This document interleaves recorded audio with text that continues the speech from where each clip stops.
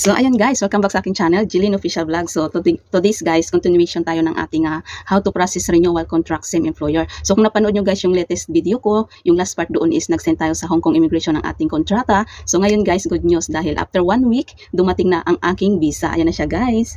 Ayan. So, by the way guys, ang visa nga pala natin is only 1 year, only good for 1 year. So, kailangan talaga natin mag-exit para magkaroon tayo another ng visa sa ating passport. So, ngayon guys, ang gagawin natin, pupunta tayo ngayon ng Philippine Consulate. So, itong naiwan natin na 3 copies of contract, ayan. So, meron tayong babayaran doon mamaya para magkaroon na siya dito ng verified sa likod. So, ngayon makipila tayo doon, guys. So, ngayon, itong one of copy is record ng Philippine Consulate. Kukunin nila ito, guys. At saka itong isa para kay amo at yung isa para sa akin.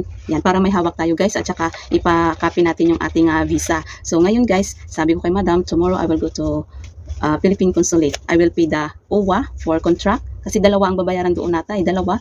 Yung dalawa sa domestic migrant workers at saka yung sa OWA para ma-verify na ito at waiting na lang din natin. So today is Sunday, sabi ko pupunta ako doon at binigyan niya na nga ako ng pangbayad at saka huwag kalimutan ng ating passport at saka yung Hong Kong ID. Ito yung pinaka-importante guys. So ngayon guys, let's go at itutur ko kayo. Ayan.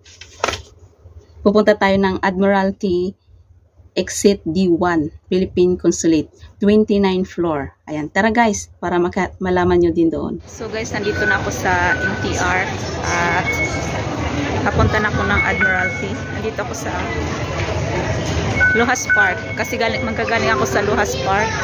So, sakay tayo guys ng MTR. Nandito ako sa Luhas Park. Ayan. Saan ako magagaling guys? Nandito na tayo sa next station is Chongqing.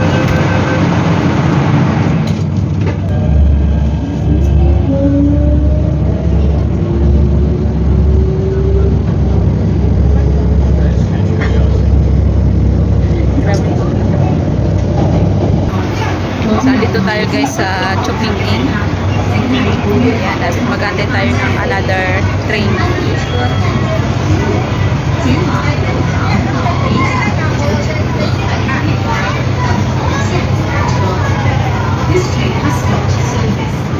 So guys, andito na tayo sa North Point. Ayan, ilang station na lang makakarating na tayo.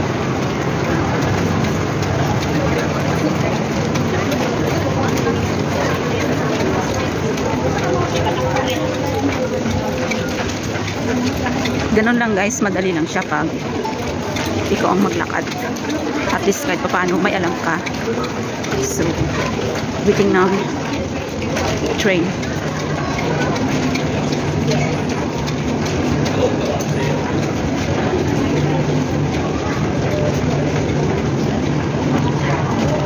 North Point.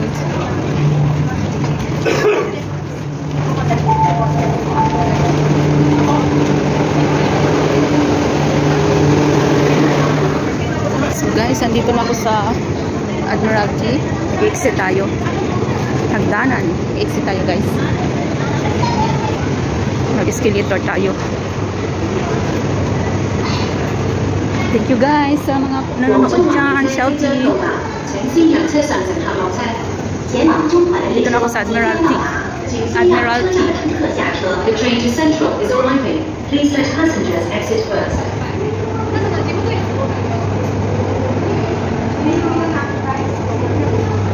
exit 深空飞，先生为您能够发现请小心空隙，并留意月台离车厢地面等高低。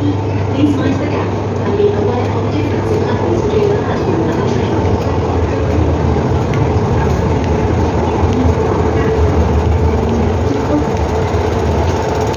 请紧握扶手，请紧握扶手。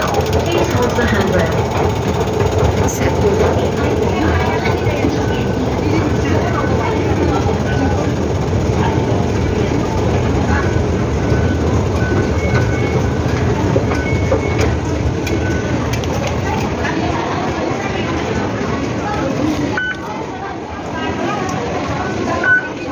Dito tayo guys, exit B.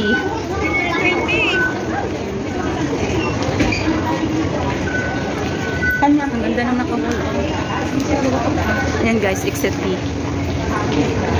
Lakad lang.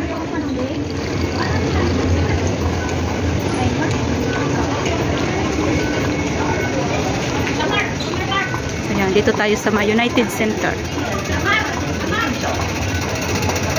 Let's go.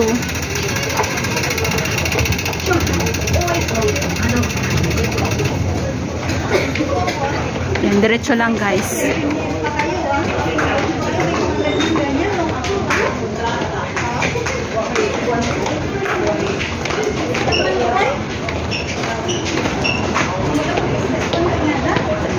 Yan, diretso lang guys. Kita nyo yung escalator. Ayan, diretso lang.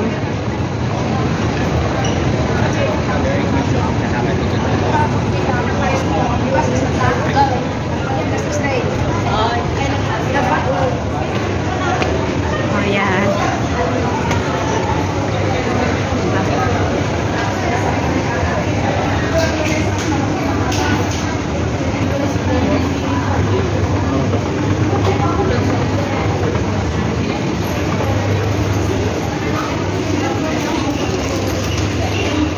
Diretso paakyat.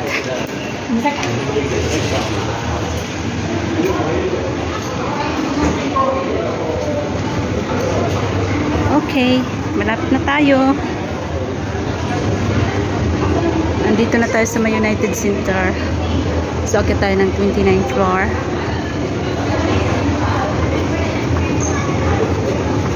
Alright.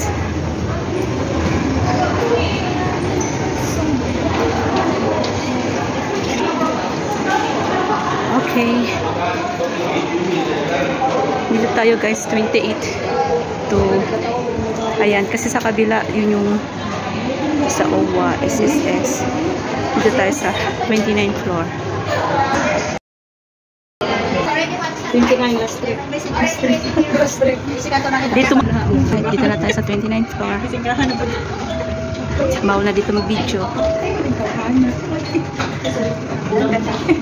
Yes. Pero bawal sa loob. Yes. Pero patago lang. Ayan guys. Ayan. Pasok tayo dyan sa loob.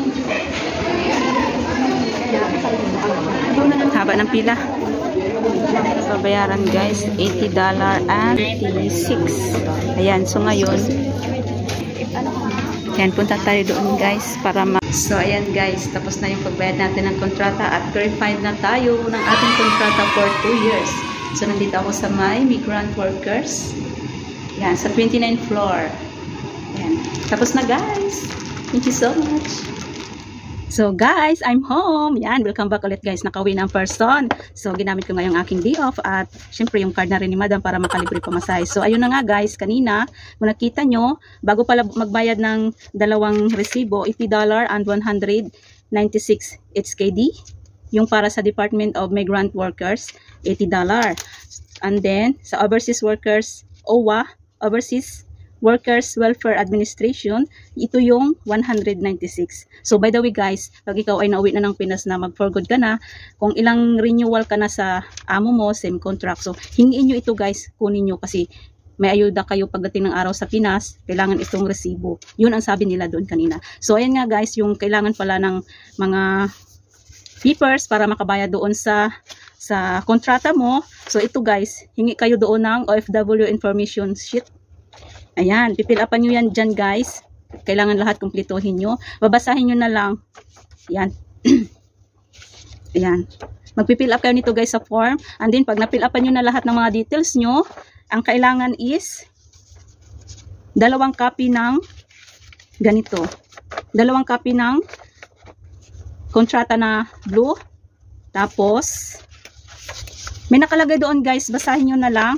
Tapos isang Xerox copy ng passport na merong email address. Susulatan niya dito sa baba, ayan, email address. Tapos Xerox copy ng visa. Kung wala kayong Xerox copy ng visa guys, punta muna kayo sa baba. Kung kayo nakaakyat na, magpa-Xerox kayo $2. Tapos Xerox copy ng Hong Kong ID, front and back na merong Hong Kong number. And then Xerox copy ng Hong Kong ID ng madam na merong number. So, ayan ay pag nakumpleto na guys, punta kayo sa counter 1. Tapos, isasubmit nyo doon. Kukunin nila yun. Tapos, magbabayad ka na ng, ito yung unang babayaran mo, $80 para ma-release yung kontrata mo. And then, pag nakabayad ka na, punta ka sa counter 7. para makabayad ka ng 196. Ito naman yung 196 para ay pagkatapos ma-check doon sa counter, tatatakan nila ng verified. Ayan, July 6, 2025. Kasi ma-expire na ako guys sa July 13. So bago ma-expire ang aking visa sa July 13, kailangan nakapag-renew na ako. Kasi kung hindi, malagpas yun ng ilang buwan o ilang araw, magkakaroon ng penalty si madam. Magbabayad siya sa akin. Kaya sa mga hindi updated sa about sa mga ganyan, kayo na guys ang magpa-remind sa madam nyo o kung sino yung employer nyo. So, ayun lang guys. Madali lang. Kaysa yung magpa-agency ka, kung may pira ka ganyan, okay lang. So, ang visa nga pala, ang bayad is 230. Yun yung employer ang magbabayad. Tapos, syempre, sila din ang magbabayad ng $80 at saka yung 196. O, diba, mura lang. Kaysa yung mag-ano ka ng agency or ipapalakad nila. Pag may pira sila. Pag busy yung mga helper nila, yun. Pero pag hindi naman, kung may oras ka, ikaw na din para may alam ka din at may sure mo din sa iba na nagtatanong. Yan, yun na guys. Congrats to me. Dito na tumanda ang person. So, bali ano na ito guys. Bali another 2 years. So, 10 years na ako kay madam. At 5 contract sa times 2. So, 10 years. Ma-expire ang aking visa is 2027. So, sabi nila may long service na daw ako. Pero, I never mentioned that one kasi hindi naman siya mandatory, pero depende na yun sa amo, consumption na lang. Ano na yun sa amo, sa kanila na lang yung kung magbibigay sila o hindi, basta ako yun. Tumagal ako sa kanila, dito na tumanda ang person, magkakaroon na ng uban.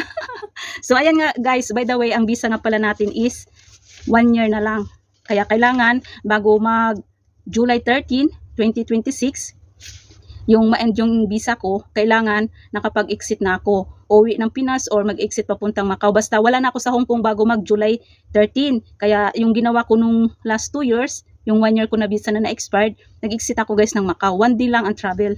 Makagastos ka lang ng mga 185 HKD. Nandun ka na sa Macau. Kasi kailangan yun, pagbalik mo sa Hong Kong, another 1 year visa, so naka-extend ka na. Ito yung titingnan na yun. Ito na yung titingnan dito. So another 1 year na kung ang amo mo naman is papayagan ka na umuwi ka ng Pinas, uwi ka na lang ng Pinas. Kung may ganyan ka lang naman or ilibre nila ang pamasahe mo. So gaya sa akin, hindi siya libre kasi 2 years talaga yung libre. Pero I hope na makauwi ako sa next year. Kasi ito yung kailangan ipa-renew ang visa. Ayan. Pagdating dito sa Hong Kong. So ayan guys, ganun lang guys, kadali ko napanood nyo yung aking latest na vlog, yung ganun. Oh, ganun lang guys. So thank you for watching at kung meron kayong mga katanungan, comment lang kayo guys at sasagutin natin yan. Okay guys, God bless, bye bye and don't forget to like and share.